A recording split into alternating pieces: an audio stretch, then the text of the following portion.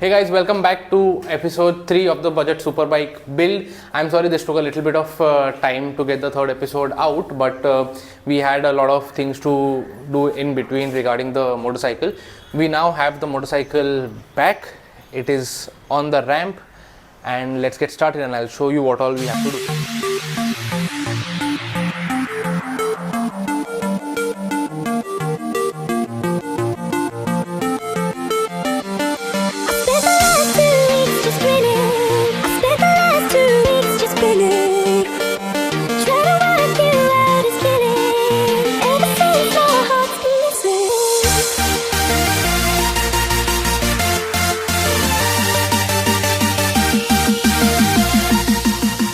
So we have it on the lift. We've spoken to the owner and we have a few things to do on the motorcycle. So as of now, what I'm going to do is I've got the parts manual open in my laptop. I'm going to strip apart the motorcycle completely.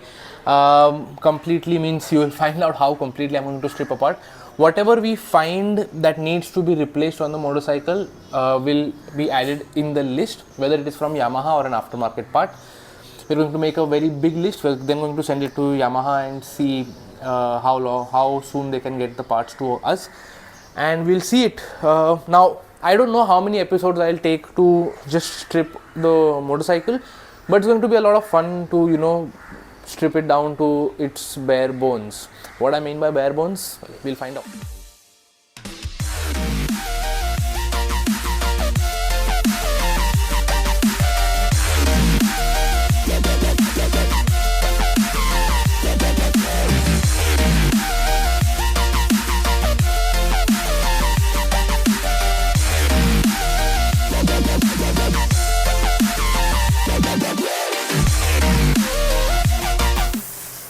So we are halfway through disassembling. The motorcycle. I've got the seat out. We've got the exhaust out, and I'm just not liking how things have worked on to the bike. So if we look at the exhaust mounting right here, this is a right angle clip with a bolt going through it. There was another bolt going through it which was holding a shoddy little clamp. This is not how exhaust should be mounted, but that's not my major problem. I'll show you what my major problem is. So look at this. This is how the exhaust has come out. The end can and the end cap of the exhaust has stayed on, and this is where the internals of the exhaust sit. So this is the exhaust. Obviously this is some very crap quality exhaust, God knows what it is, right? But this also has a same sort of right angle, some metal plate to it, and this was obviously installed like that with some basic nut and bolt on. I don't really like this. We're just going to throw this away and figure something better out. So my point here is that the reason I get really disheartened is because I really like the engineering that goes into this motorcycle. I am an engineer. I know the amount of engineering that goes behind making every nut bolt bracket work, right? And then when people just throw it away and do shit like this, it's like a waste of all of the time and effort that Yamaha or any of the manufacturers have spent designing and building it. So owners, I understand that owners don't understand all of this. Owners give their motorcycle to be installed and they might not know what is happening with their motorcycle. So please give your motorcycles to reputable shops who use quality components on your motorcycle. Don't do stuff like this on such beautiful bikes, please.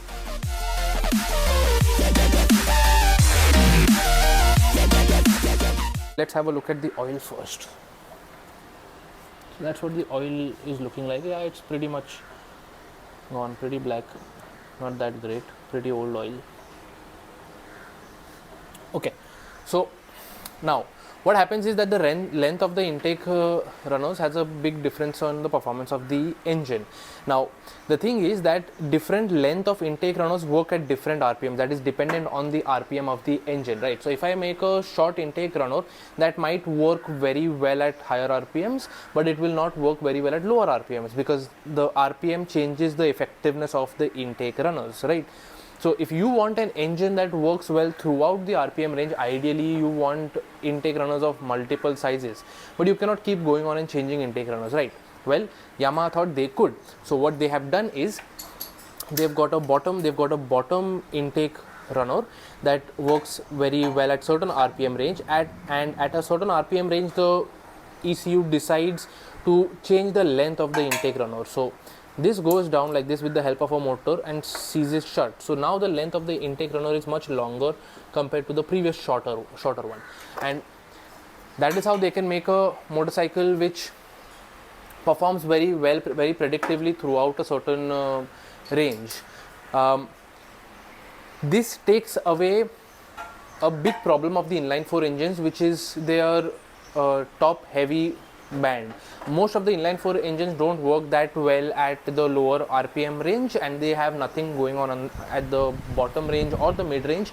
They are screamer engines for a reason, so they work excellently at the higher RPM range. Now this helps exactly with that. A different intake runner, variable intake runner, is what really makes a big difference. It is called the YCCI, the Yamaha chip control intake system, and a few of you pointed out in the comment section on the previous video that helped, and someone also pointed out that they have also seen a similar system on the BMW S1000RR. I have not seen the airbox of an S1000RR, primarily because to service the motorcycle you don't need to open the intake system at all, the air filter just comes out, so that's why I've not seen that. But yeah, that is what this is. So that's interesting. We've got the seat out. There's a lot more going on with the motorcycle. We will strip it a little bit more, then take it off the lift and go on from there.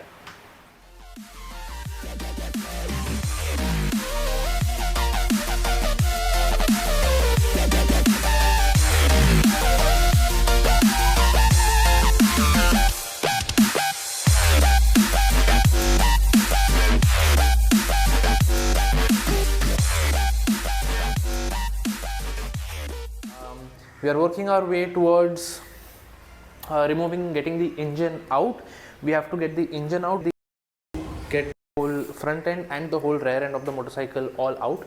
It's about, I think, 5:30 p.m. right now. I am not sure if we'll be able to complete this today, so I will have to continue this tomorrow, which is fine. I think it's just going to be a pretty long episode. I hope people stick around for that, but it's going to be a lot of fun. So there's a lot more work left to be done on this, and it will be exciting.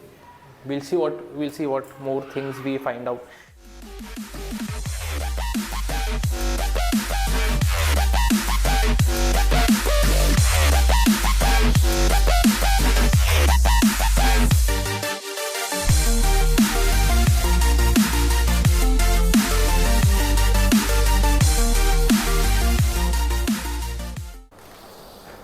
So this is day 2 of episode 3. We had to stop work yesterday evening because it was end of day, but we've done a lot of work, and this is the state of the motorcycle right now.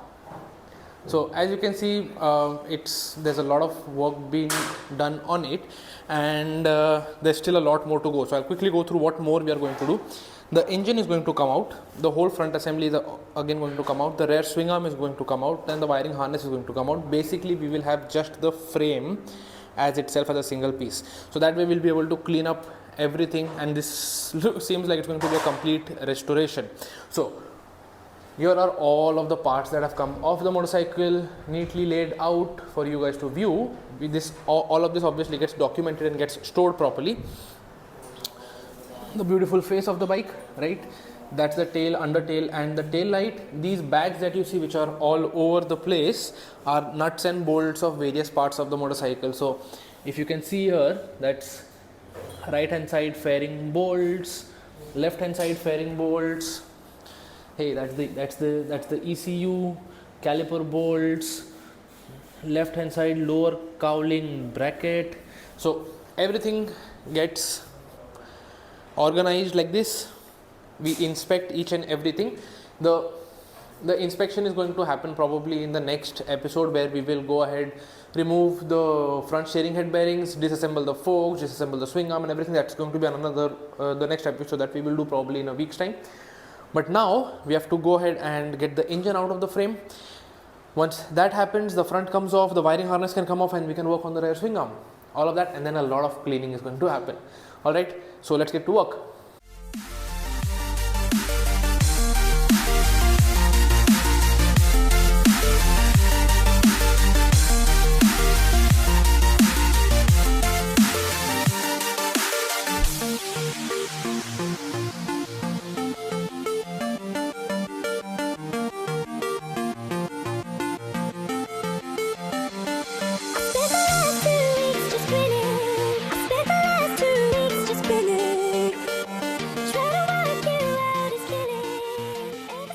So this was fun, this was tiring. We've got the frame as a stand-alone piece, like pretty much nothing on the frame, which I really like. It's a very light frame. I think it will be around 15-16 kgs, not higher than that, but we will measure that, right? We've got the engine out. The engine getting out was a little bit of a, I wouldn't say a challenge, but just some manpower required. We usually lower the engine from the frame, but because this time we did not have any of the front end and the front end was not supported, so we decided to lift the frame up, try a different technique this time. That's what we did. It would have been much more smoother if I hadn't forgotten to taken the clutch cable out. That has been done. We've got the rear suspension unit out. We've got the whole steering system out, which is sitting on the bench. We've had a look at the steering. We've had a look at the steering bearings. The rear suspension is out. Rear swing arm is a standalone piece that is out, and the engine as a whole is out. Right. That's I think enough of work to have been done now. The next step is inspecting everything. So the swing arm bearings, steering bearings. On the engine, we're going to check the ignition coil. I don't think we'll be working too much on the engine this time. The engine is just going to get very cleaned. Whatever parts and sensors need to be replaced, they will be replaced. So a lot of engine sensors have to be checked. Then we have to rebuild the front brakes. We have to rebuild the rear brake. We have to rebuild swing arm bearing. We have to rebuild steering bearing. We are obviously replacing the wiring harness, so that is one. So yeah, I think in the next episode what we will be doing is going through everything, rebuilding the front forks, and going over everything and making sure that whatever needs to be replaced is replaced. So that's been episode 3. Hope you liked this episode. It was a lot of work. Ride safe, ride hard. I'll see you next time.